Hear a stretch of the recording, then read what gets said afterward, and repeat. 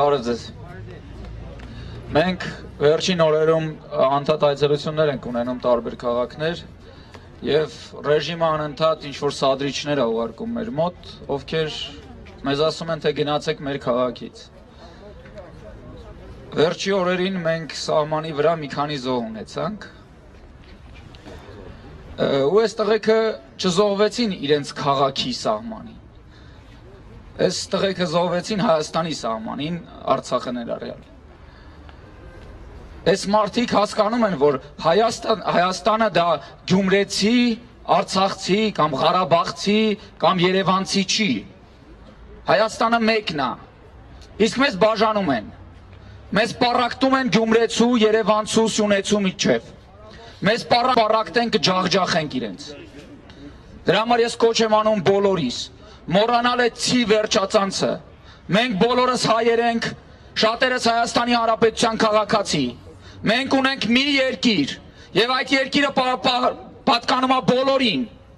անխտիր բոլորին։ Երևանը, Գյումրին, բոլորինն է։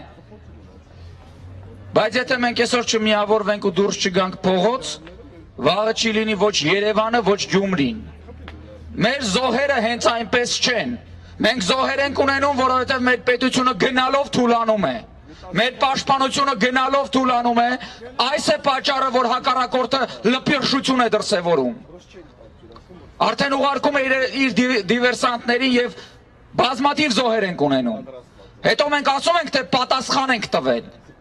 Ես շատ կասկածում եմ նախ այդ պատասխանի վրա, բայց ես թքած ունեմ այդ պատասխանի վրա։ Գնացեք ու ասեք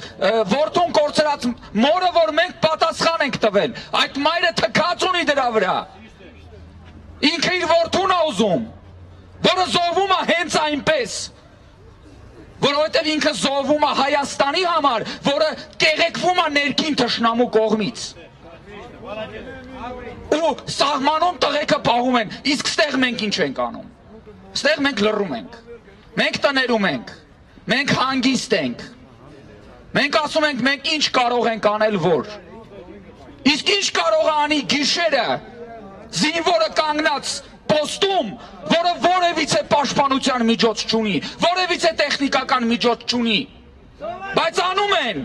արյամբ են պաշտպանում, մեզ են պաշտպանում, բայց նաև պաշտպանում են սերժիկներին ու սաշիկներին, որոնք ներսից քանդում են այս երկիրը։ Իսկ մենք պիտի այդ երկիրը պաշտպանենք ներսից։ Մենք չենք պաշտպանում։ Մենք վաղը մեր հարևանների աչքերին ոնց ենք նայելու, ովքեր որ զինվոր են կորցնում։ Նրանք մեզ հարցնելու են, թե ինչի համար զոհվեցին որդին, եթե մեր երկիրը մենք պիտի կորցնենք։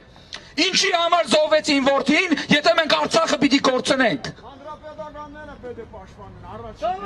Մենք պիտի պաշտպանենք մեր երկիրը։ Ամեն տեղ։ Պետքա պաշտպանենք Գյումրիում, պետքա պաշտպանենք Երևանում, պետքա պաշտպանենք Բաղրամյան փողոցի վրա։